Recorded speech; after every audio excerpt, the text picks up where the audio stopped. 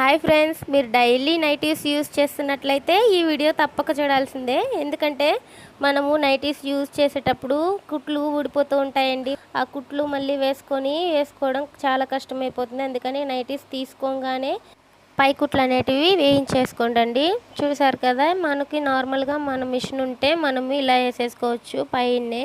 అదేం పెద్ద కష్టమేం కాదండి. పై కుట్లు అనేటివి కటింగ్ ఒక్కటే ఉండదు, మొత్తము స్టిచ్చింగ్ పైనే చేసేసుకుంటే సరిపోతుంది. చూడండి, ఈజీగా అయిపోయింది స్టిచ్చింగ్.